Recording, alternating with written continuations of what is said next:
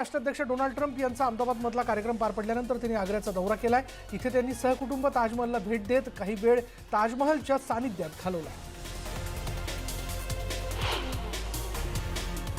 अमेरिकेचे राष्ट्राध्यक्ष Donald Trump यांनी आपल्या कुटुंबासोबत आग्र्यामध्ये ताजमहल या वास्तूला भेट दिली आणि यावेळी त्यांनी ताजमहल पाहिला। यावेळी त्यांच्यासोबत त्यांच्या पत्नी देखील उपस्थित होत्या। तसंच त्यांची कन्या आणि त्यांचे जावई यांनी ताजमहलमध्ये फोटो सेशन केलं। अमेरिकेचे राष्ट्राध्यक्ष डोनाल्ड ट्रम्प यांनी आपल्या कुटुंबासोबत आग्रामध्ये ताजमहल या वास्तूला भेट दिली। यावेळी त्यांची कन्या आणि त्यांचे जावई यांनी ताजमहलमध्ये फोटो सेशन केलं। डोनाल्ड ट्रम्प यांनी भारतासाठी एक संदेश दिला। यावेळी त्यांनी थँक्यू भारत असा संदेश लिहिला। ट्रम्प 2 दिवसीय भारत दौऱ्यावरती आहेत। अमेरिकेचे राष्ट्राध्यक्ष डोनाल्ड ट्रम्प 2 दिवसीय भारत दौऱ्यावर असून यावेळी अहमदाबादमधील मोटेरा स्टेडियमवर पंतप्रधान मोदी आणि अमेरिकेचे राष्ट्राध्यक्ष ट्रम्प यांनी उपस्थितांना अभिवादन केलं। यावेळी मोदी आणि ट्रम्प यांनी हात उंचावत स्टेडियममधील उपस्थितांना अभिवादन केलं।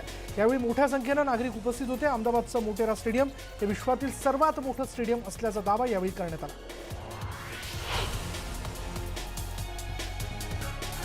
नमस्ते ट्रम्प कार्यक्रमासाठी ट्रम्प सहकुटुंब भारतात दाखल झालेत। या कार्यक्रमासाठी कन्या इव्हिंका देखील भारतात आलेली आहे। मोटेरा स्टेडियमवर इव्हिंका भोवती गर्दी पाहायला मिळेल। पंतप्रधान नरेंद्र मोदी यांनी यावेळी नमस्ते या शब्दाचा अर्थ सांगितला। हा संस्कृत मधला शब्द असून याचा अर्थ फक्त व्यक्तिपुरताच नाही तर त्याच्या प्रतिष्ठेचाही आदर करण्यासाठीचाही असल्याचं ते म्हणाले। भारत आणि अमेरिकेचे संबंध परिवारासारखे असल्याचं यावेळी मोटेरा स्टेडियमवरील भाषणात मोदी यांनी म्हटलं। दरम्यान या दिवसानंतर आमच्या हृदयात भारताबद्दल विशेष जागा निर्माण झाली असंही यावेळी ट्रम्प म्हणाले। दरम्यान मोदींची त्यांनी स्तुती केलेली आहे। पंतप्रधान मोदी यांनी चहा विकून सुरुवात केली। प्रत्येकाचं त्यांच्यावरती प्रेम आहे पण मी तुम्हाला सांगतो ते खूप कठोर आहेत असंही ट्रम्प म्हणाले।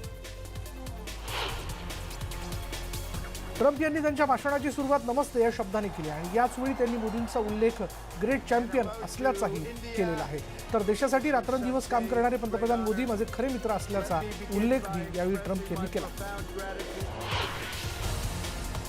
ट्रम्प यांच्या भाषणात त्यांनी बॉलिवूडच्या चित्रपटांचा विशेष उल्लेख केला। यावेळी DDLJ आणि शोले या चित्रपटांचा त्यांनी उल्लेख केला। जगात सर्वत्र चित्रपट पाहिले जातात पण भारतात वर्षाला 2000पेक्षा जास्त चित्रपट बनतात याचं कौतुक त्यांनी केलं।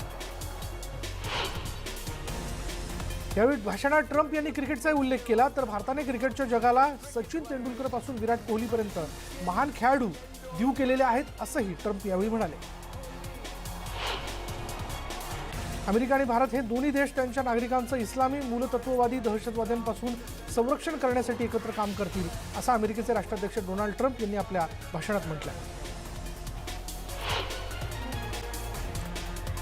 दरम्यान यावेळी ट्रम्प यांनी इस्लामिक दहशतवादावरही भाष्य केलंय। कट्टर इस्लामिक दहशतवाद संपवण्यासाठी दोन्ही देश एकत्र काम करतील असा विश्वास त्यांनी व्यक्त केलेला आहे। ट्रम्प यांनी आयसिसचा उल्लेख केला। आम्ही आयसिसचा 101% खात्मा केला आणि भविष्यातही इस्लामिक दहशतवाद्यांविरुद्ध दोन्ही देश लढत राहतील असा माझा विश्वास आहे असंही ट्रम्प यावेळी बोलताना म्हणाले। पाकिस्तानातील दहशतवाद संपवण्यासाठी माझं सरकार प्रयत्न करत आहे असंही यावेळी ट्रम्प यांनी म्हटलेलं आहे। कट्टर इस्लामिक दहशतवाद संपवण्यासाठी अमेरिका आणि भारत एकत्र काम करतील। भारत पाकिस्तान सीमेवरील दहशतवादी तळ संपवण्यासाठी आम्ही पाकिस्तानबरोबर काम करतोय। आमचे पाकिस्तानबरोबरचे संबंध सुधारत असले तरी त्यांनी दहशतवादी कारवायांसाठी आपली जमीन वापरू देऊ नये अशी अपेक्षा ट्रम्प यांनी आपल्या भाषणात व्यक्त केली आहे। अमेरिकेचे राष्ट्राध्यक्ष डोनाल्ड ट्रम्प सकाळी 11:30 वाजता अहमदाबाद इथल्या सरदार वल्लभभाई पटेल विमानतळावर दाखल झाले। यावेळी त्यांच्या स्वागतासाठी गुजरातचे मुख्यमंत्री रुपाणी हे देखील उपस्थित होते। अमेरिकेचे राष्ट्राध्यक्ष ट्रम्प यांचं भारतात आगमन होताच पंतप्रधान मोदींनी त्यांची गळाभेट घेऊन स्वागत केलं। यावेळी ट्रम्प यांच्यासोबत त्यांच्या पत्नी देखील उपस्थित होत्या। यावेळी ट्रम्प यांच्यासाठी रेड कार्पेट अंतरण्यात आलं होतं। ट्रम्प यांचं पारंपरिक नृत्य सादर करत स्वागत करण्यात आलं आणि त्यानंतर पुढच्या दौऱ्याकडे ट्रम्प निघाले। राष्ट्राध्यक्ष डोनाल्ड ट्रम्प यांचं विमानतळावर आगमन झाल्यानंतर त्यांच्या भारत दौऱ्याची सुरुवात झाल्याचं आपण बघतो। यावेळी ट्रम्प यांच्या गाड्यांचा मोठा ताफा पाहायला मिळाला। ट्रम्प सहकुटुंब भारतात दौऱ्यासाठी दाखल झालेत। यावेळी ट्रम्प यांच्या रोड शो दरम्यान नागरिकांनी मोठी गर्दी केली होती। नमस्ते ट्रम्प कार्यक्रमाची सुरुवात साबरमतीच्या गांधी आश्रम इथून झाली। ट्रम्प यांच्या भारत दौऱ्याची सुरुवात साबरमती आश्रमाला भेट देऊन होणार होती म्हणून मोठी जय्यत तयारी यावेळी करण्यात आली होती। अमेरिकेचे राष्ट्राध्यक्ष डोनाल्ड ट्रम्प यांनी साबरमतीत जाऊन महात्मा गांधी यांच्या आश्रमाला भेट दिली। यावेळी त्यांची पत्नी मेलानिया ट्रम्प या देखील उपस्थित होत्या। डोनाल्ड ट्रम्प यांच्या 2 दिवसीय दौऱ्याच्या आजच्या पहिल्या दिवशी त्यांनी साबरमती आश्रमाला भेट दिली आणि यावेळी त्यांनी आश्रमातील चरख्यावर सूतकताई केली। दरम्यान पंतप्रधान नरेंद्र मोदींनी यावेळी ट्रम्प यांना चरख्यापासून धागा कसा बनवला जातो याची माहिती दिली। साबरमती आश्रमातील अभिप्राय नोंदवही डोनाल्ड ट्रम्प यांनी एक संदेशही लिहिला। यावेळी त्यांनी पंतप्रधान मोदींचे आभार मानले। To my great friend prime minister Narendra Modi, thank you for this wonderful visit असा संदेश त्यांनी लिहिला आणि यावेळी मेलानिया ट्रम्प यांनीही या वहीवर स्वाक्षरी केली आहे। नमस्ते ट्रम्प म्हणत ट्रम्प यांच्या 2 दिवसीय भारत दौऱ्याला सुरुवात झाल्याचं आपण बघतोय। यावेळी अहमदाबादच्या मोटेरा स्टेडियमवर मोठी गर्दी पाहायला मिळाली। अहमदाबादचं मोटेरा स्टेडियम हे विश्वातील सर्वात मोठं स्टेडियम असल्याचा दावा यावेळी पंतप्रधान मोदींनी केला। मोटेरा स्टेडियमवर पारंपरिक नृत्याचं सादरीकरण करण्यात आलं। नमस्ते ट्रम्प कार्यक्रमाचा उत्साह स्टेडियममध्ये पाहायला मिळाला। अहमदाबादच्या मोटेरा स्टेडियमवर नमस्ते ट्रम्प कार्यक्रमाचा उत्साह पाहायला मिळाला। यावेळी नागरिकांनी गालावर तिरंगा ध्वजाचं चित्र काढल्याचं पाहायला मिळालं। यावेळी उपस्थितांच्या हाती तिरंगा ध्वज देखील होता।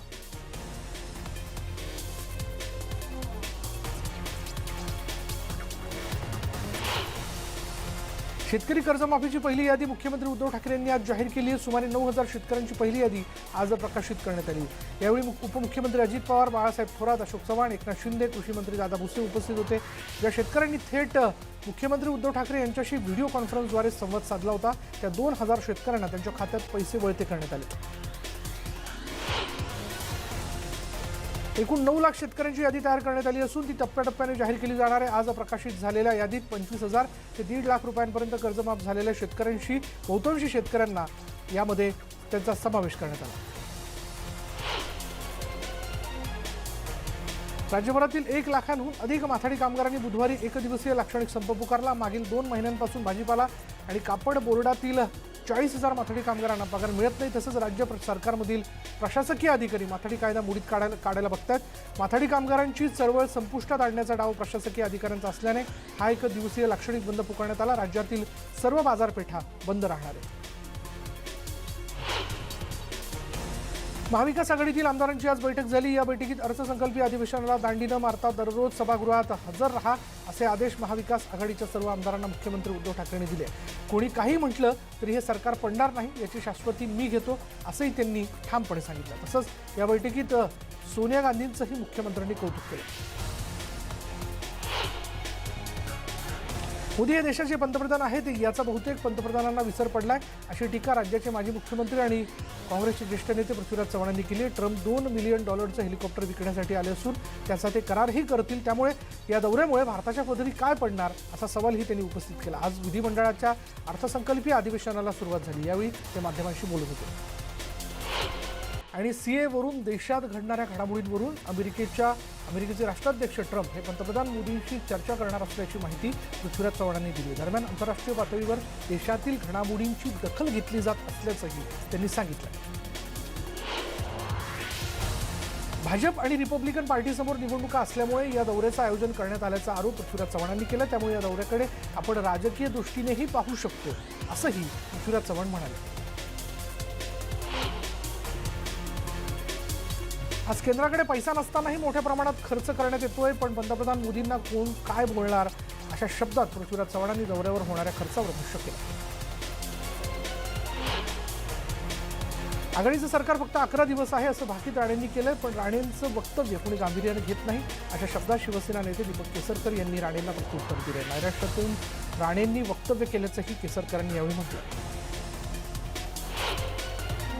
राष्ट्रवादीचे आमदार प्रकाश गजभिये यांनी काळे कपडे परिधान करून विधान भवन परिसरात सीए एनआरसीला विरोध दर्शवणारे फलक दाखवत निषेध केला। आजपासून विधिमंडळाच्या अर्थसंकल्पीय अधिवेशनाला सुरुवात झाली आहे। व्होट बँक पॉलिटिक्ससाठी नागरिकत्व सुधारणा कायद्यासंदर्भात गैरसमज निर्माण करून नागरिकांमध्ये भीतीचं वातावरण निर्माण केलं जात असल्याचा आरोप केंद्रीय मंत्री नितीन गडकरींनी केला आहे। ते नागपूरमध्ये सुमतीताई सुकळीकर स्मृती दिनानिमित्त आयोजित कार्यक्रमात बोलत होते। सीए संदर्भात निर्णय घेताना देशातील नागरिकांना बाहेर काढण्याचा कुठलाही विचार केला नसल्याचंही त्यांनी यावेळी स्पष्ट केलं। या दरम्यान भाजपचे आमदार सुजित सिंग ठाकूर आणि प्रकाश गजभिये यांच्या शाब्दिक चकमक उडाली। गजभिये यांनी राष्ट्रध्वज विधान भवनात तिरंगा गुंडाळून ठेवण्यावर सुजित सिंग ठाकूर भडकले। झेंड्याचा अपमान करू नका असा दमच ठाकूर यांनी गजभियेंना दिला। तुमच्या पक्षाचा झेंडा नाही, राष्ट्रध्वज आहे, याची काळजी घ्या असा सल्ला सुजित सिंग ठाकूर यांनी त्यांना दिला। नाणार रिफायनरीबाबत शिवसेनेची जी भूमिका असेल ती भूमिका शिवसैनिकांना मान्य करावीच लागणार असल्याचं विधान भवनात आज उच्च व तंत्र शिक्षण मंत्री उदय सामंत यांनी म्हटलेलं आहे। दरम्यान पक्षाच्या भूमिकेविरोधात जाणाऱ्या शिवसैनिकांची गय केली जाणार नाही असा स्पष्ट इशाराही उदय सामंत यांनी दिला। मनोधैर्याचा फंड तसाच आहे, तो खर्च झालाच नाही असा आरोप राष्ट्रवादी काँग्रेसचे आमदार विद्या चव्हाण यांनी केलेला आहे। महिलांवर होणाऱ्या अत्याचाराच्या घटनांसंबंधी त्या बोलत होत्या। गेल्या 5 वर्षात जितके प्रयत्न करण्यात आले नाहीत तितके आम्ही करतोय असंही विद्या चव्हाण यांनी सांगितलं। भाजपकडून उद्या 400 तहसील कार्यालयांसमोर धरणं आंदोलन करण्यात येणार आहे। तसंच भाजपचे प्रदेशाध्यक्ष चंद्रकांत पाटील आणि विधानसभेचे विरोधी पक्षनेते देवेंद्र फडणवीस आझाद मैदानावर होणाऱ्या आंदोलनात सहभागी होणार आहेत। अजमेर शरीफ ख्वाजा गरीब नवाज यांच्या दर्ग्यात सध्या उरूस सुरू आहे। यावेळी मुख्यमंत्री उद्धव ठाकरे आणि पर्यटन मंत्री आदित्य ठाकरे यांनी भगवी चादर चढवण्यासाठी पाठवलेली आहे। गेली 7 वर्ष मातोश्रीहून अजमेर शरीफला चादर पाठवली जाते।